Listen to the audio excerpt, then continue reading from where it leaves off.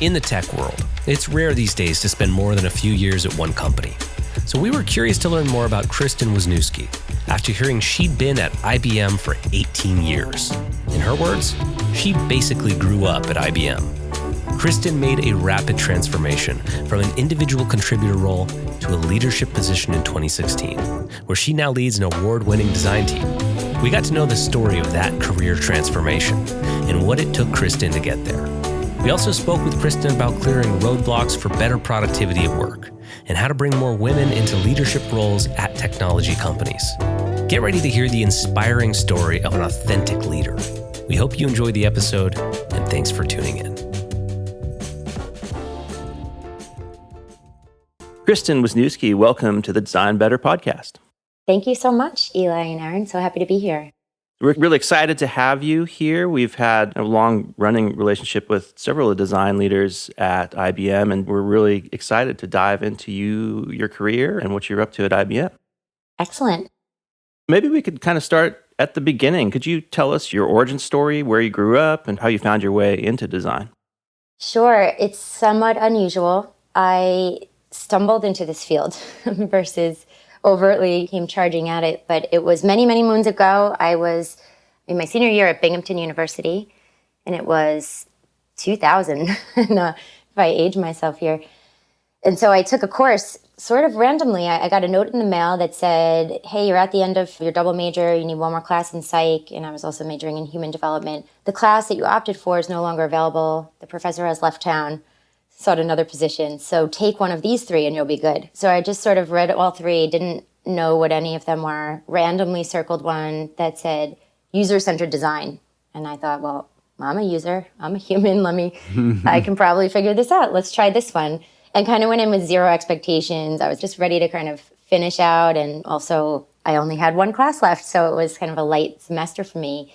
And as it turns out, I ended up falling deeply in love with this subject matter, which I had not known about, again, 2000. So I was using computer pod services to work on Word, to print out papers, and that was the extent of my technology experience, really, at that point. Cut to the end of the first class, I cornered my professor for an hour and just made him tell me everything possible about this field. And he basically said, if you do well here, I work at IBM. I have a great career there, working for the user-centered design group. So if this works out and you like it and this feels right, maybe we can set up some sort of internship. Cut to, that happened, and the rest is history. I haven't looked back, no lapses. So I began in January of 2001 as a co-op. Now here we are 18 and a half years later, and I'm still here. And at this point, I'm working with still so many of the people that I trained under from day one. So it's really a unique story and an incredible amazing. One. Yeah, there's a lot wrapped up in this and a lot of heart in this story. Where's Binghamton University? It's Binghamton, New York. Binghamton, Upstate. New York. Okay. That's right. Yep. I thought I recognized New York in your accent. Oh, yeah. Yes. And I'm meaning to slow it down. Endicott, New York is actually the birthplace of IBM. So that's the office I started working at. Cool. That's amazing. What luck? What luck to get that class? What luck to find your way in? What luck to have a professor who was at IBM? How long have you been at IBM? So it's now 18 and a half years. That's pretty impressive. This is a time when people jump from job to job, so staying in one place for a long time is pretty impressive. You have said, quoting here, I basically grew up at IBM. What was that like? It's been quite a ride and such an interesting journey. I think the best way to summarize it right at this moment is to say that this IBM is the best IBM I've ever known. I've seen so many changes, and right now we have the honor and privilege for working for our CIO, Fletcher Previn, whose whole narrative is to lead with user experience and to always be metrics-based in everything we're doing and user-driven. And so with that, we are really positioned so well. And so we're in a growth model right now, and we can't say it enough that it's just a great time to be a designer in general and at IBM. And although our team is small compared to the charge that we're up against, we like to say we're small but mighty, and we're making a big splash with what we're doing. It hasn't always been that way. I mean, in days past, we were knocking on doors and begging for work and trying to explain why you may want to use our services and proving ROI every which way. And then the tide started turning as the industry and the world sort of caught on, because I think we were sort of ahead of that early on. And now with such an appreciation of design and all that entails, at this point, there's a line around the block. So we're very well positioned and we've seen this huge shift.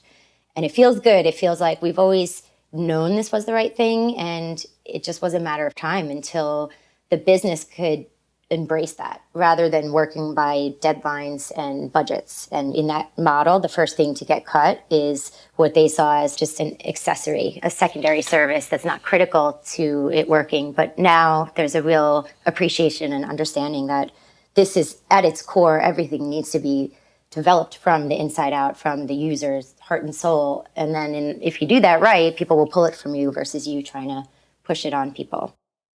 What shifted at IBM?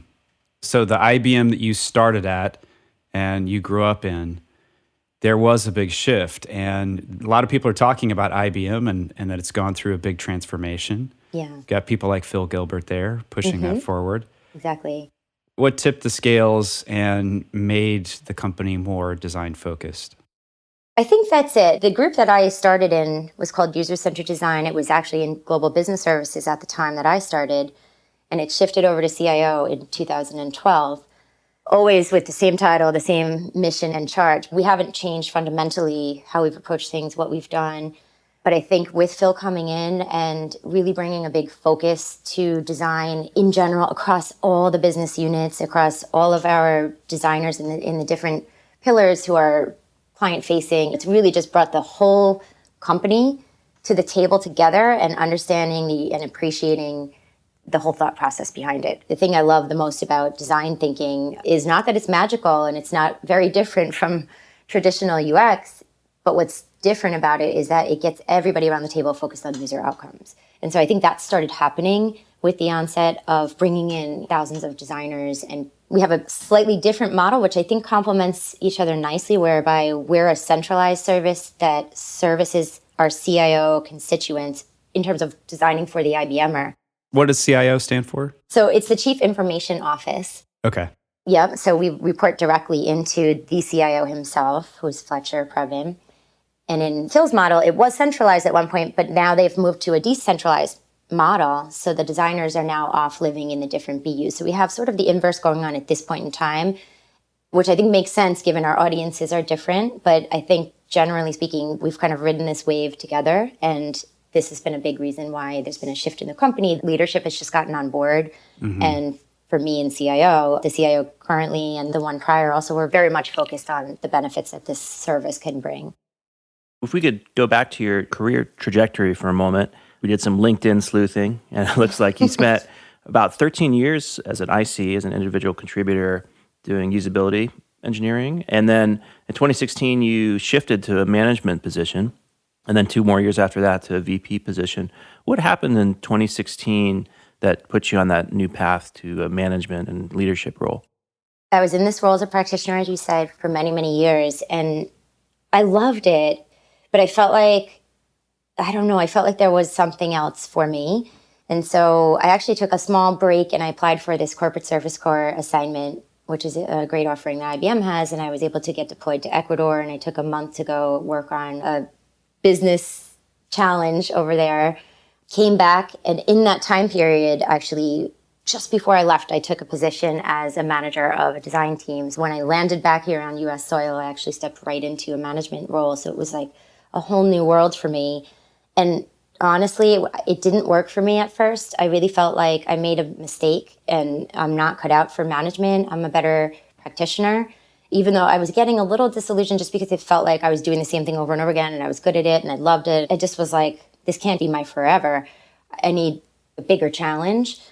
This was it. I got what I wished for, but I just didn't love what it was. And I was in a kind of precarious situation where I didn't completely jive with my direct manager, and the situation wasn't what I thought it would be. And I wasn't able to really act according to my heart and soul and mind's desires. I was sort of just marching to orders, and I didn't feel like it was very rewarding. And I started getting panicky, like, how long can I stay over here before I've gone too stale over here and I can't go back? You were still hanging on to that individual contributor mindset of I've got to make things. Yeah, exactly. And I couldn't really get my footing, and I was trying to put my mask on and suit up and go to work and be this manager that I thought you had to be at IBM. It was more of my old school, like traditional thought of IBM.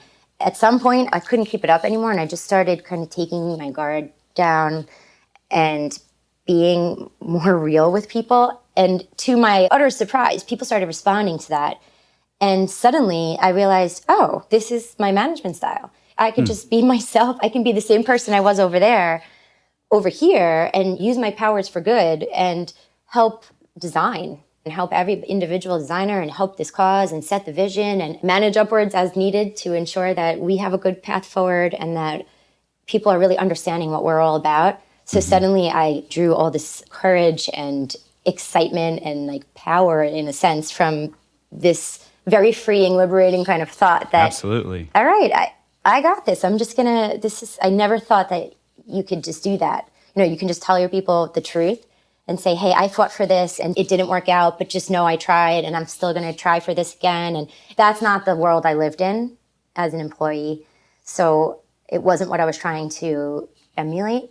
You're saying it wasn't modeled for you by other managers you'd had? Exactly. It was different day, and different worries and different leadership style and just different generations and lots of differences.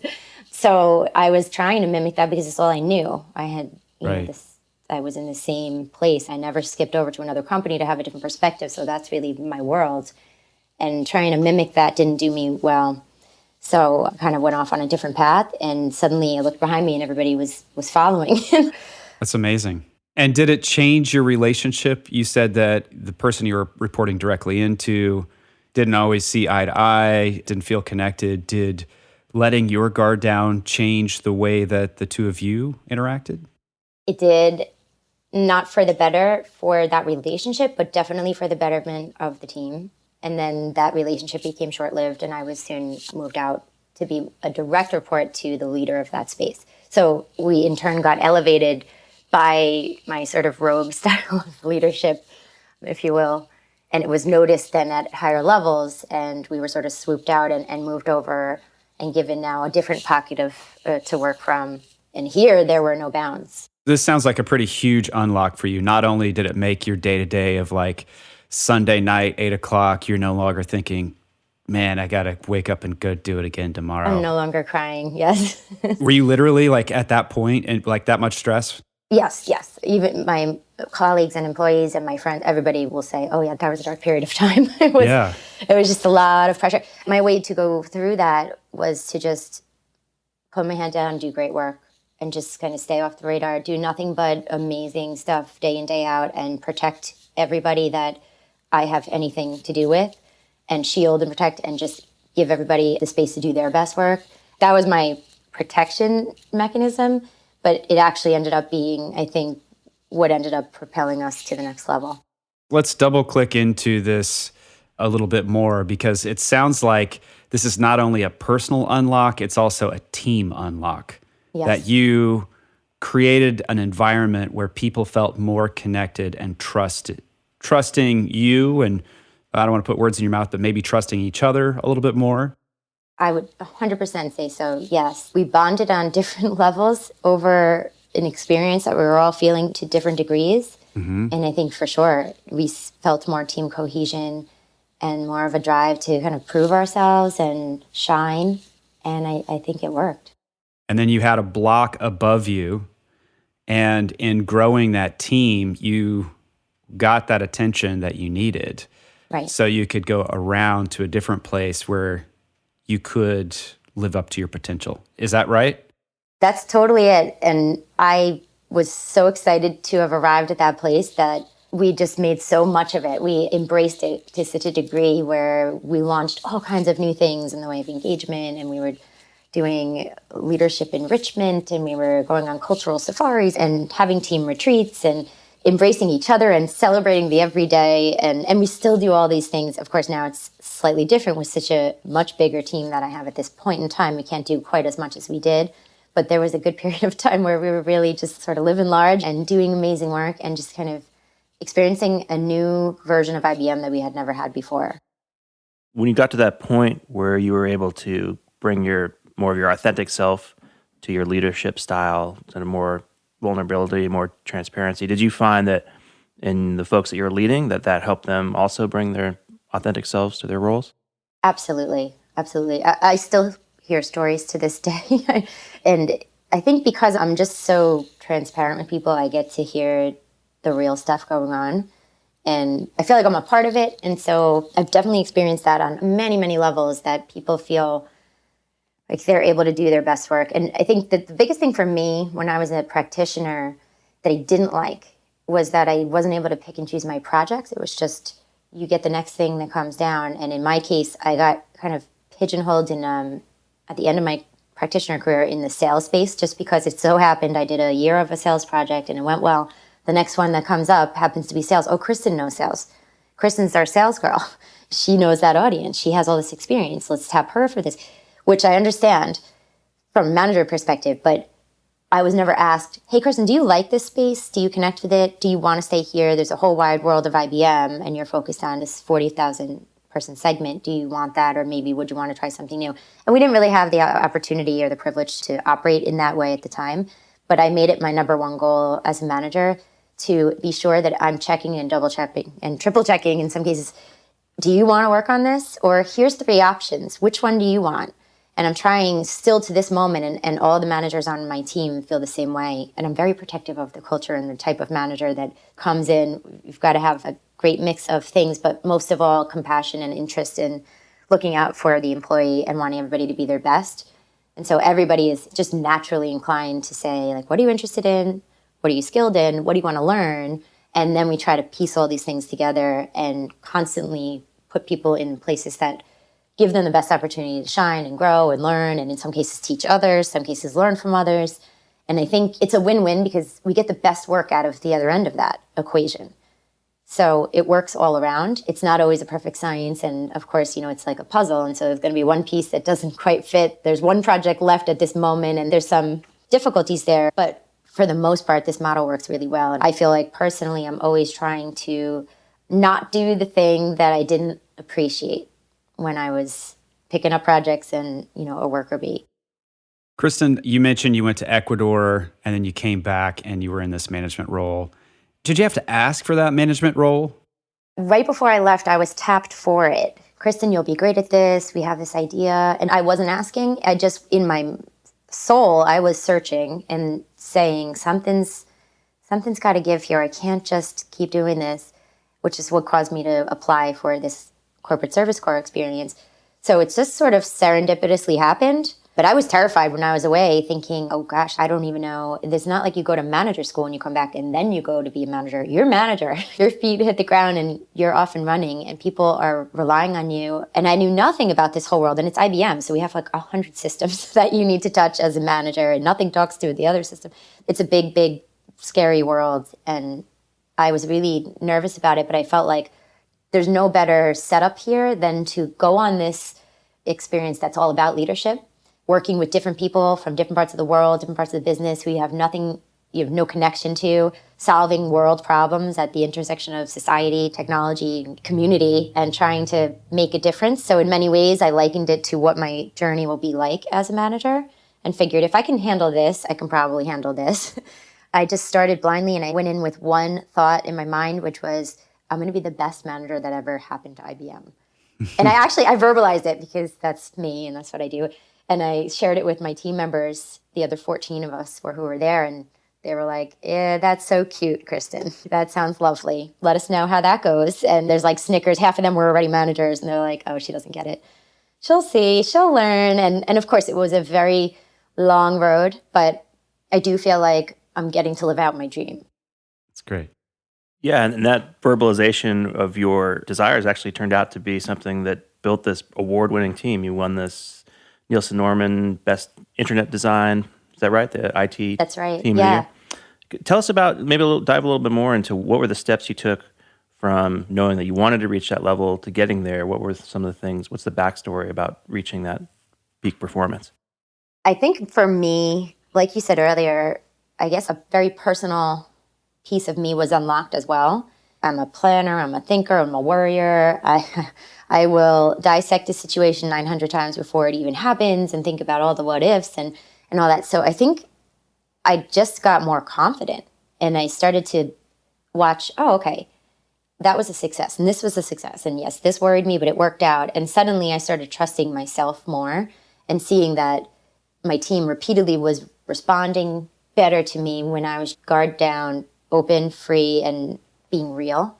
And so I think a lot of it just came from feeling more confident and just getting like a little string of things in my wake and now realizing, okay, we've got this. And then the bigger part of it might be that it's okay to fail and you just have to try it. There's going to be a bunch of things. When you're trying a whole bunch of stuff and a lot of it is new and it's not been done before, you have to be okay with some of these things not working. And instead of looking at it as a failure, looking at it as something you can learn from. And so we started at the very same time we were embracing agile ways of working in IBM, and particularly in the CIO office, which is now 12,000 people. And we're pretty mature in our agile journey comparatively to the other business units. But we still have such a ways to go. But I think that the onset of these ways of working really dovetailed nicely with what I was going for. And it's very much out with the old, no command and control. It's servant leadership. It's trust your teams. It's empower them. You form the team and then they self-organize and they figure out what's right for them. And you don't make them feel like they have to run everything up and down the flagpole and get confirmation on everything they're doing. Instead, you attend the playback, you help them clear the impediments and the blockers, and you spend more time instilling confidence and trust and empowering each person. And so I think all of this kind of started happening, and I, in turn, was getting my manager wings, if you will, getting my stripe and just feeling a little bit bigger and stronger in the space because it felt like, okay, this is not just my opinion of what's working. I'm watching like some hard evidence around me that people seem to be happier. I felt more joy on the team. I saw greater output and quality deliverables and people having fun along the way. Because if we're spending 70% of our time at work, we have to make this count and we have to lean into this whole thing. And so I was able to live out the nirvana of, let's do this. Let's have some fun with it. If we hit a bump, that's okay. Let's figure out, let's have a retro immediately after and talk about, well, how will we not hit that same type of bump in the future? And lo and behold, you don't. You'll continue to hit them, but it'll be slightly different. And I think it did us well to have this happening, you know, design sort of really blossoming and then agile coming in and the unity of the two melding together and kind of giving me a good platform and giving the team a really healthy, good, interesting, different, collaborative, open, fearless place to work. The other really notable thing about your team is that there's a number of female leaders, which is still a rarity in the tech industry. Maybe you could give some insights to our audience about how they can help achieve similar outcome and get more women in leadership. It is an interesting one. I think we do have the majority share in our management team. Our team in general, so we're about 140 right now, and we're still growing. We'll add a few more this year and another 22 or so next year. And so for every 10 people, I need a new manager, is how I do it. It's not the norm necessarily. It's you can have up to 20 people reporting to a first-line manager, but to keep this whole world I've been describing to you, I need it to be around 10. And then that way the managers also get to still be technical leaders and own an actual space that they're accountable for and responsible for. So most of the women leaders on the team, the majority have been practitioners on the team and have now, just similarly to my journey, have come up the ranks and have shown that they would be great role models. You don't have to feel, at least in this world we've created, you don't have to feel like you're hanging up this hat and now you're just putting on this one and you'll never look back and those days are over and you'll never open Sketch again and you won't do this and that. No, you will. You'll do all of these things because this is the model that we've set up. So I think that helps attract people. And we've brought in some wonderful female managers from other parts of IBM, and we would still be open to bringing them in from external, from really anywhere. I think for me, as long as I see the heart, the passion, the drive, the curiosity, the hunger, all those unteachables, and just know that this person has themselves acted as a role model and walked the walk, then let's try it. Let's do it. And it just so happens, I guess, that it ended up this way. It's not like I always sought out to have X amount of women or this amount of diversity, but we do, as a whole, end up having a really diverse team. And that's very important to IBM right now. And I think the ticket there is be sure that you are very inclusive in how you're describing the job and who gets to come through the door. And then once they're in the door, then that's the biggest challenge, just getting people to come up to bat, and the rest kind of naturally unfolds and you get the nice spread. It's definitely something I'm very proud of. I don't take credit personally by any means. I've had the opportunity of working with strong females around me my whole career, so I think it's just kind of ingrained in us at this point, which I'm really thankful for, and I know that that's not always the case. But I think it's just being open and, like I said, offering that this is not just a people manager job, at least in my world. This is something much more unique than that. And I think that that draws a lot of people in and a lot of interest. Talk to us a bit about your hiring process, because you've described these skills, these soft skills that are so essential to success. Those can be hard to screen for, though. Oh, yeah, definitely. We have an amazing recruitment team, and this is kind of part of our DesignOps model, that we've got these discrete functions that we've declared, and we have an owner over each of them. And so we have this kind of down to a science at this point, and we do a great amount of upfront screening. But more so, I think we see what happens then in the process as it unfolds, and it's very rigorous. And I think it sort of weeds out the people who don't have the drive to want to go through this, because you have to go through several group interviews, you have to do an assignment, you have to bring your work in and get feedback on it. And in many cases, you'll have to go do another iteration of it, because that's very telling in itself. Even if it's a wonderful piece of work, it's really interesting to say, hey, if we were the customer and we would have maybe had a different vision, how might you respond to that and how might you modify your work? And just watching the person's ability to be able to take that constructively and positively and be professional and receive it well, and in some cases maybe crumple up their work and start again and do something equally as amazing but different, I think is a really, really telling skill. So we do this series of group interviews, and so many members of our team take part in this. And I'm so thankful that people, they care so much about the team that they devote time. This is like extracurricular for them. They're still all committed to all their project work, and everybody's stressed to the normal degree that we all are in every day, because we have to deliver. That's at the end of the day why you're getting paid. But this extensive team of practitioners bands together, and they go through this process with all these people. And what we get out the other end is a really amazing, talented group of people who are passionate and kind and want to learn, want to teach others. And it's just our culture. The pride that I have just grows with every person that comes through the door. But I think I see our culture improving. And that was a worry of mine, that how can I protect this sort of mom and pop shop that we have going, and everybody knows everybody, and we know the cats' names and we know the kids' names and who has carpool on what day, and everybody's so close and united, to now it's sort of like we're running a franchise and we've got different units of us in different offices under different leadership, all working together. So how do we keep that cohesive was something keeping me up at night for a long time. But it ended up that between this really sound recruiting process and everybody being a part of it and being able to weigh in and have a say in the future of our team, and then having leaders who are just such wonderful people that are really committed to the cause and all have kind of the same line of thinking and the same view of the world today and the goals that we're striving for, it's all happening and I'm sleeping at night. You touched earlier on how at IBM you're able to embrace an agile workflow, but also bring the design process into that.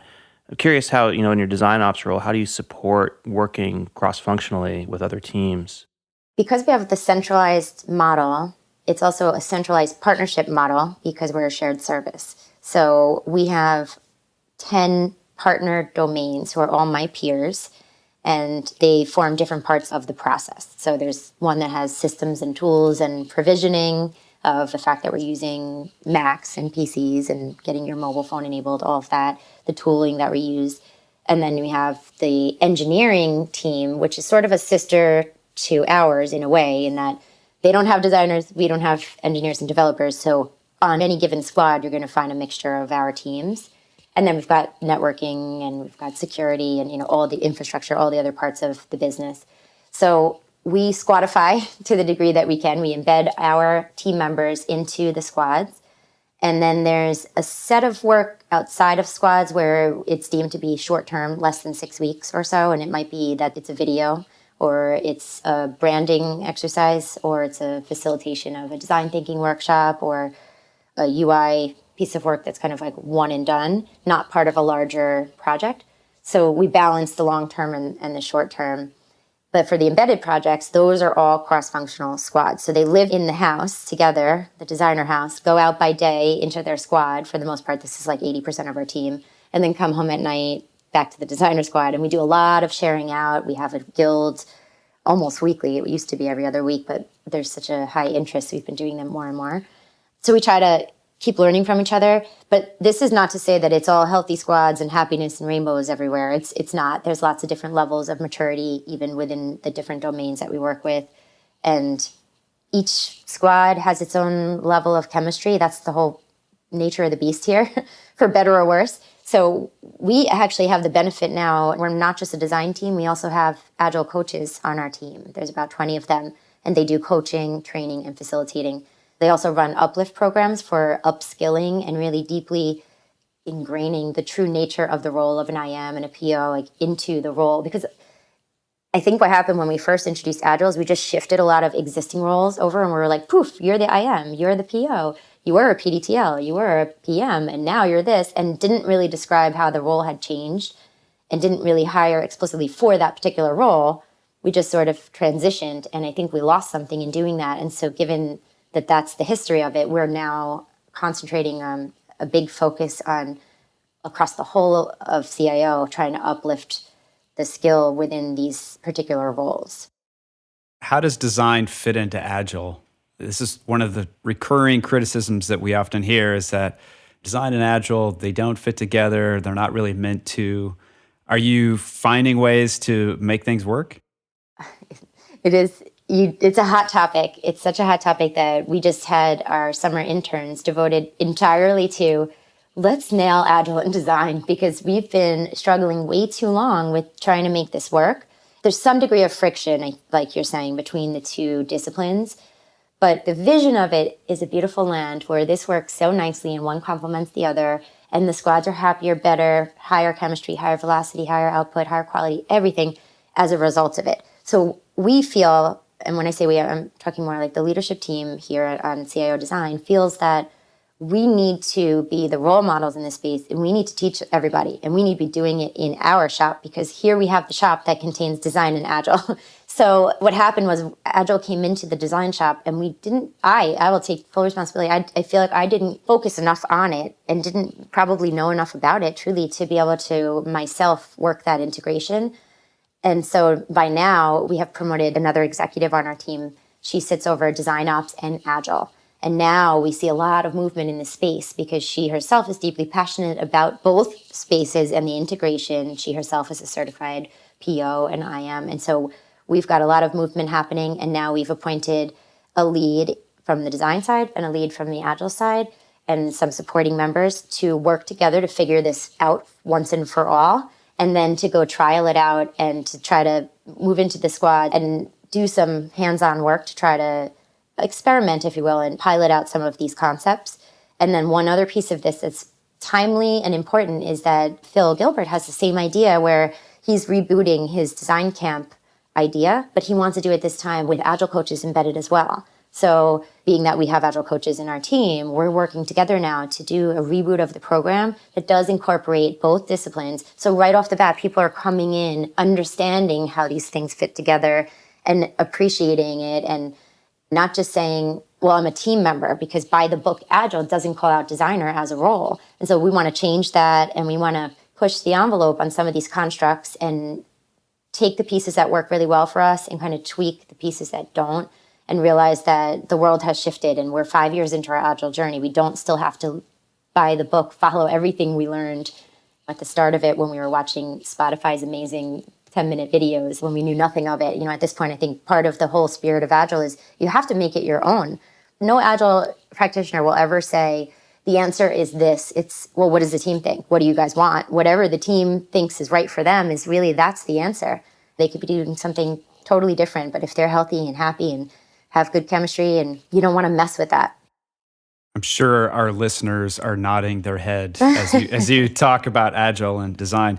Is there one problem, one stumbling block that you've seen at IBM between these two disciplines where you figured something out? Like there was an unlock of, if we do it this way, it clears a roadblock for us. One thing that we think from the design side is really important is to have the designers working a sprint ahead to the degree that that's possible, to be able to be researching what's coming up so that by the time the stories are picked up, they are informed with true user research. Maybe not at the point where they have design, but now we can design with competence and based on a pile of truth and real user data points and pain points and issues. And if we're all in the same time period, you're kind of missing the research part of it. And to me, that's the part that screams loud and clear, this is where this goes wrong. And I think the worry from the Agile side is, well, we have to all be on the same page in the same sprint. But that can happen in harmony if we just kind of accept that the designers are focusing on the upfront piece of the same stories, but getting a bit ahead so that we can all focus on the same thing in the next sprint. I think you have to just kind of find a way to make that work. And then I feel way better about it. Otherwise, you just end up going really fast, but in the wrong direction. Yeah, right. Exactly. What you've done or what you're working on doing with Agile sounds a lot like it parallels some of the adaptations you made to the design thinking process, which had sort of been established outside IBM, but you brought it in and customized it to the way that your teams work. Yeah, I think that's the spirit of it. And I can liken that back to my management style, even that you read the rule book and it's kind of like the Shuha-Re concept. You got to start out, learn all the forms and the disciplines and stay very much in the box. Then start flexing, bending, dipping your toe, trying something a little bit different, see what works, see what doesn't. And then finally, it's your version of it. And it's informed. It's based on the reality of what you're dealing with, who the people are. These aren't, and I love this about our Agile practitioners, they'll correct me if I ever say resources. Kristin, no, these are human beings, these are people, And so we try to take some of that lingo out and try to remember always to be, we're talking about human beings, Yep. We're not just hiring 30 bodies to fill seats. And these are 30 different personalities and everybody's got preferences for styles of working. And all of this has to be considered in everything you're doing. And so if you're just listening to that, that's half the battle. And then if you're actually taking it home and using it as part of the ingredients of what you're pulling together, then you have a way more sound story that you can rely on. Could you just talk a little bit about how DesignOps works at IBM? Yeah, it's my favorite topic, in fact. So we look at it as it's the dance that's done across these very coordinated set of programs and initiatives that keep us operating in a healthy way. The main goal is to take as much off the designer's plates as possible so that they can actually design.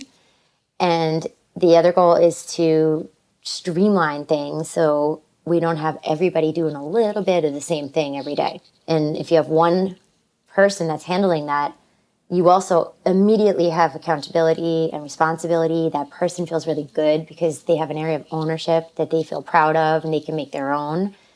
And when you don't have that, you just get a lot of diffusion of responsibility, even though there's a lot of care and interest and heart. And we can all come together and talk on conference calls all day long about these things. But if you don't have somebody that can take that and move the ball and come back in and report on it, you get nowhere fast. So we started realizing that at about the point we had 20 people, that it used to be, I would just give out projects on our weekly meeting and I knew everything that was going on and it was just really easy peasy.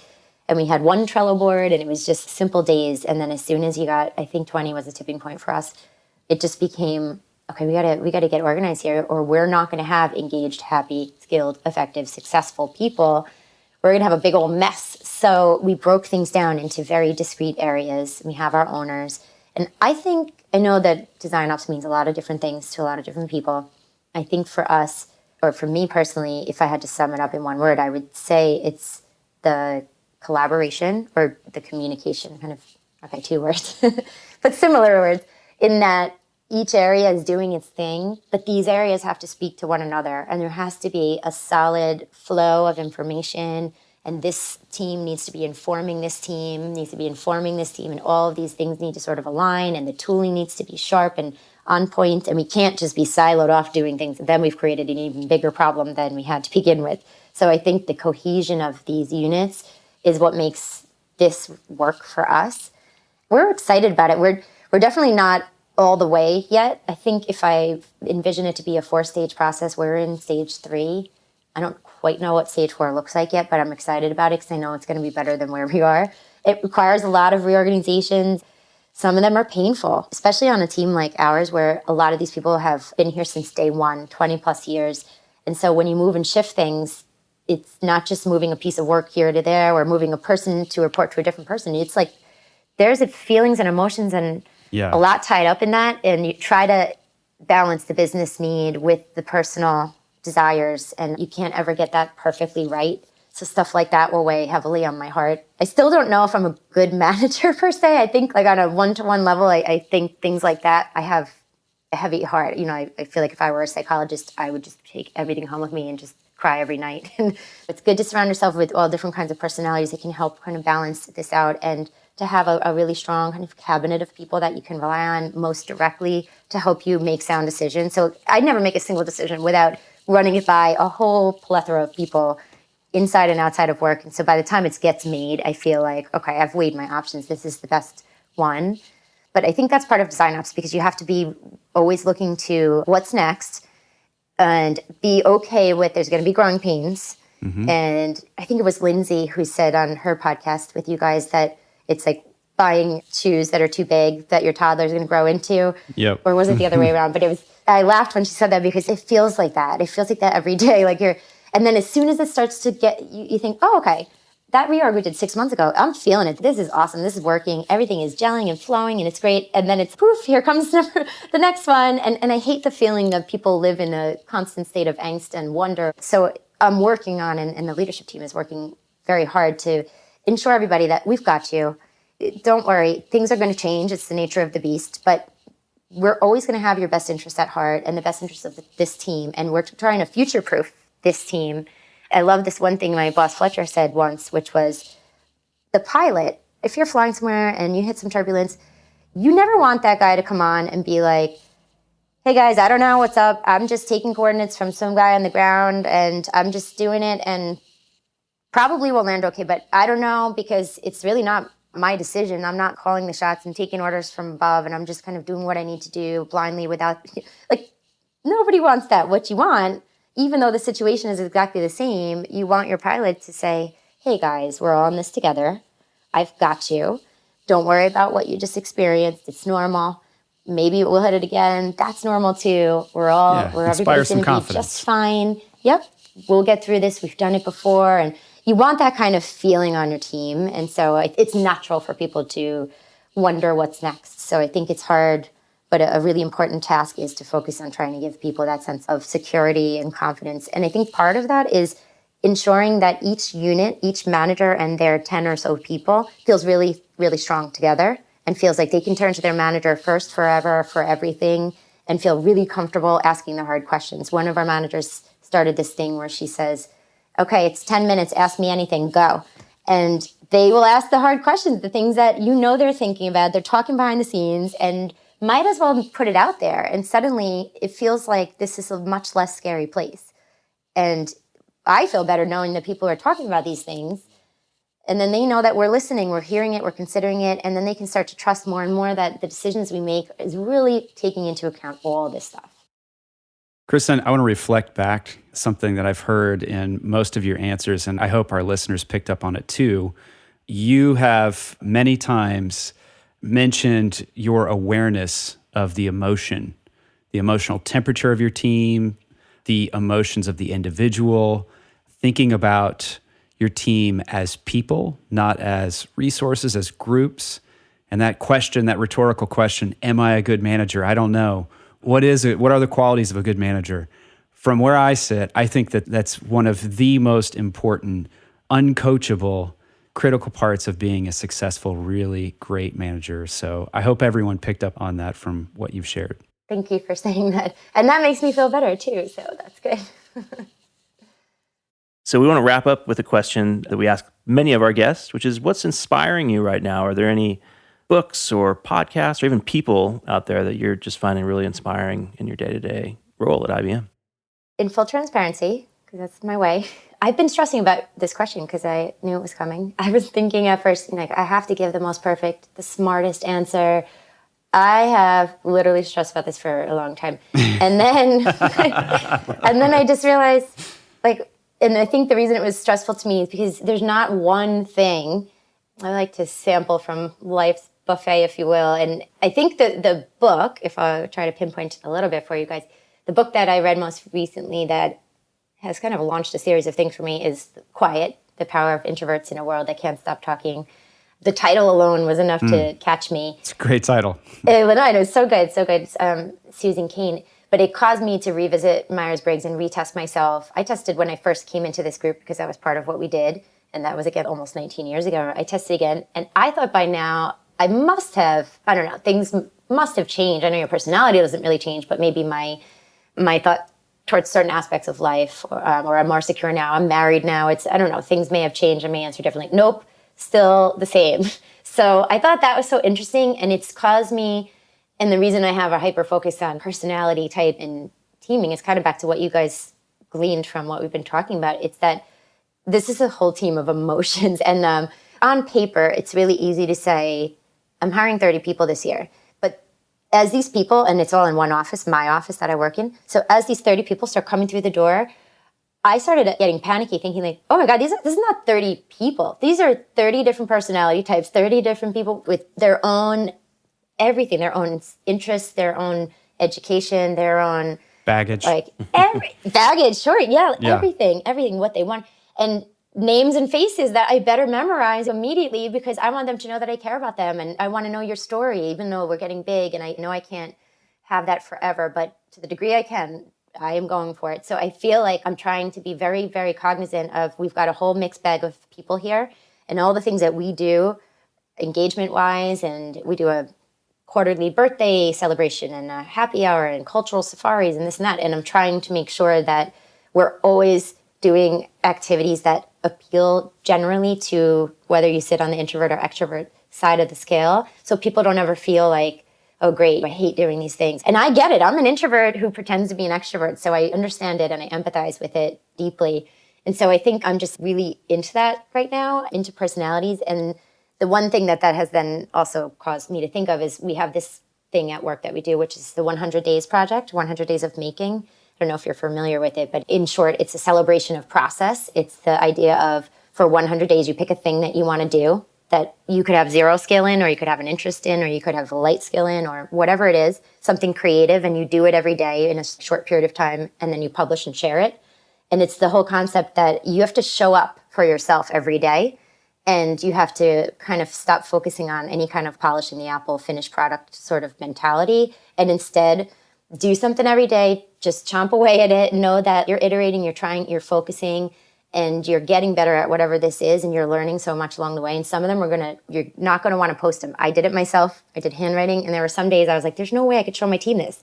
It's horrible, but I would just post it and be like, nailed it, failed. It just kind of became some of the fun of it. And I think this process, we always do like a big retro at the end of what this experience was like for people. And you will see not a dry eye in the room. And it's an introvert and an extrovert. And events like this are bringing the team together.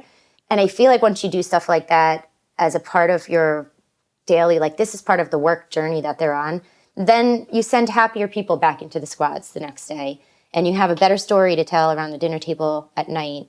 And when you greet people for a team meeting in person, you're hugging, you're not shaking hands, And so that's a really long answer. I think my inspiration comes when I'm not trying to be inspired, when I'm just sort of surprised. I saw a poster on the subway, or I overheard a conversation on the train in, and I do spend a lot of time commuting, so I get a lot of stimuli and inputs from all over. So I feel like as long as I'm tuned in, it's coming in, and then something happens with that later, and we actually put something into place in our team. Anybody can bring any wild idea to the table, and we often just try it, and then if it sticks, it sticks, and we're known to be like somewhat weird and eccentric as a team, in that we do kind of off-the-cuff things that are not typical, certainly not typical in IBM.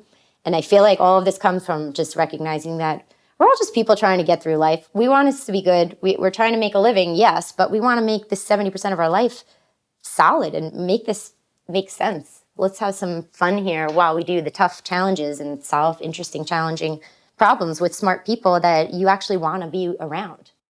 Amen. That's great. Kristin, thanks so much for joining us on the Design Better podcast. What a pleasure it's been talking with you. Oh, thanks so much. This has been great. I really appreciate it, and I'm honored to have been invited in. Thank you.